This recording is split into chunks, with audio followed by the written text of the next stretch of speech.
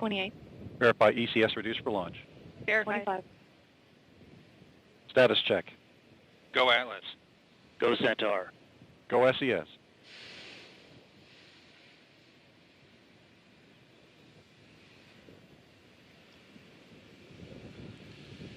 T-minus 10, 9, 8, 7, 6, 5, 4, 3, 2, 1. And liftoff of the United Launch Alliance AtlasV rocket, carrying SES-20 and 21 for SES, the leading provider of global content connectivity solutions. Program. After 15 seconds into flight, the U has gone to closed loop control.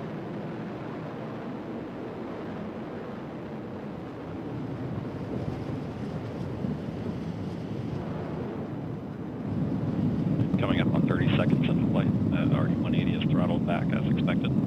Engine response looks good.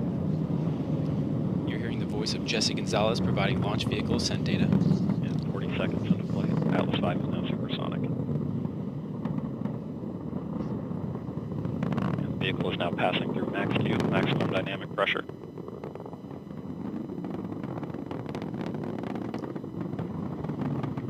And the RD-180 is now throttling back up as expected. Engine response continues to look good. Passing a minute into flight, continuing to see good SRB chamber pressures. RD-180 pump speed and fuel injector pressures are responding well to demands on the engine. Vehicle is continuing right down the middle of the range track.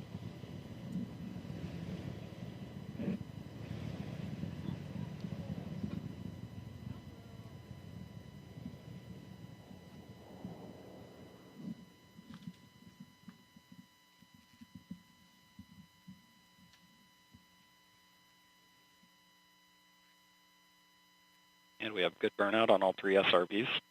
Standing by for SRB jettison in about 20 seconds.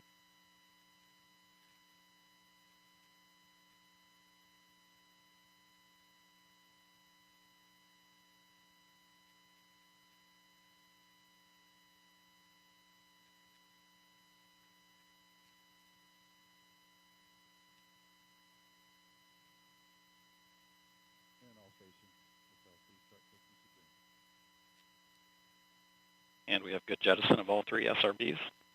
And the vehicle has gone to closed loop guidance.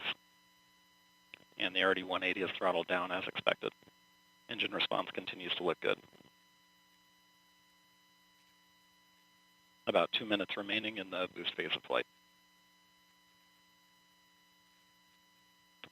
The vehicle is now 45 miles in altitude, 70 miles downrange, traveling at 5,500 miles per hour.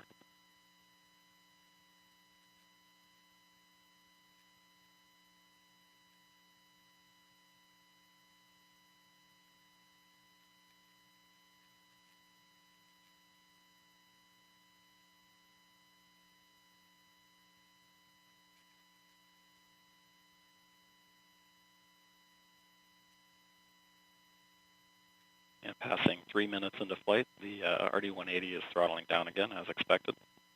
Engine response continues to look good, and the RCS system is now pressurizing to flight levels.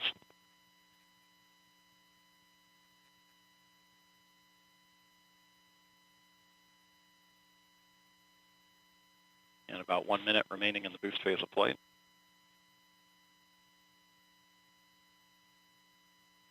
And we've had good indication of payload fairing jettison and Centaur forward load reactor jettison.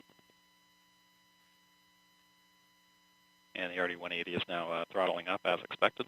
Engine response continues to look good.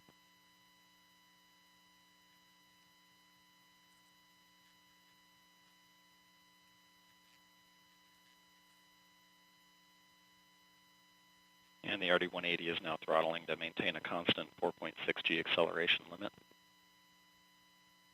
And Centaur has begun the boost phase chill down sequence to thermally condition the RL-10 for operation.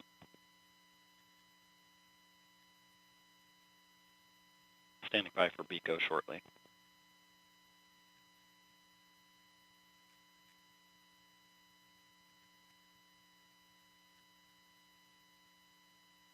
And we've had BECO, booster engine cutoff.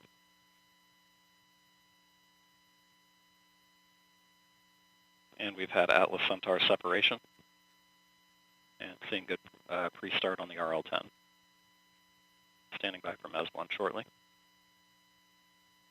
And we have ignition for the first burn of today's mission. This will be the first of 3 Centaur burns for today's mission. It will last a little over 7 minutes.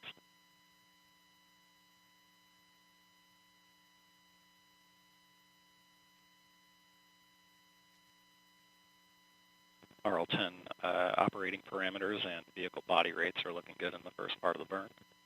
Vehicle continues down the middle of the range track now at 120 miles in altitude, 500 miles downrange, traveling at about 13,000 miles per hour.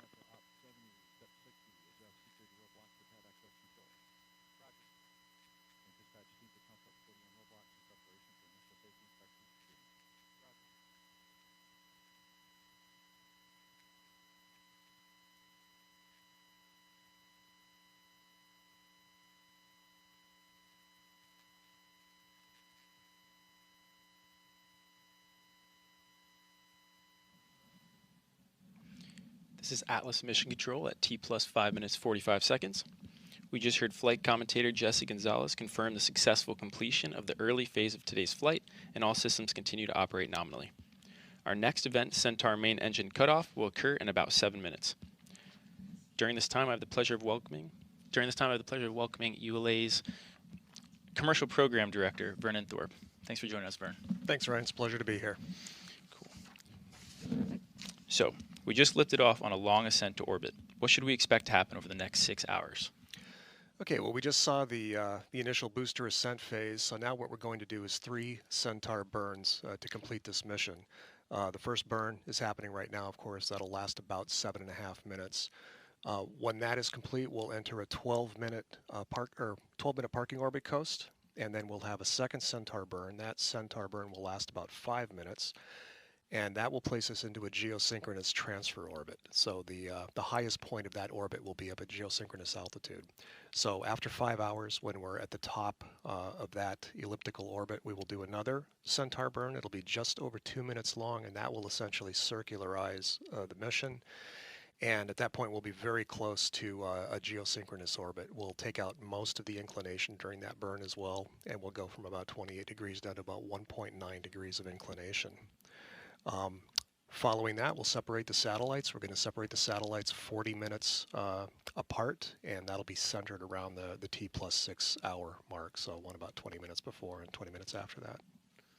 Very nice. And why might a orbit matching Earth's rotation be necessary for these satellites, SES-20 and 21? Well, that's the advantage of a geosynchronous orbit for many communication satellites. You know, at that altitude, the time that it takes to do one orbit of the Earth matches the time it takes for Earth to rotate once. So from an observer on the surface of the Earth, it looks like the satellite is stationary in the sky. So since you have that fixed relative position, that's very convenient when the satellite needs to provide continuous communication coverage to antennas on the Earth.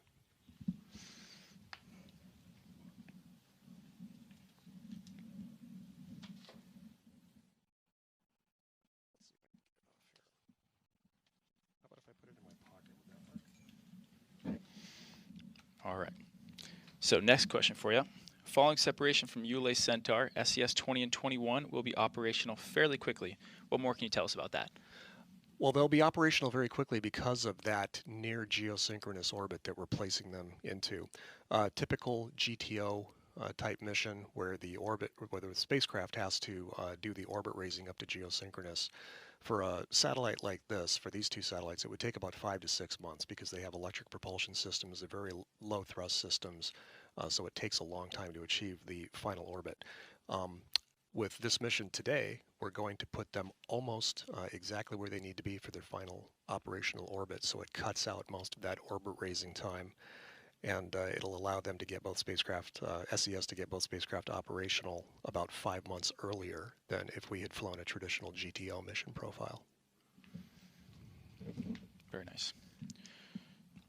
All right, so that leads to our Atlas rocket has quite a legacy of support to commercial satellite missions. Tell us a little more about some of the missions we've put in orbit. Sure. So both Atlas and Delta, the rockets we fly at ULA, have been launching commercial satellites since the early 1960s. In fact, we launched what many consider to be the first true commercial communication satellite, and that was the Telstar mission.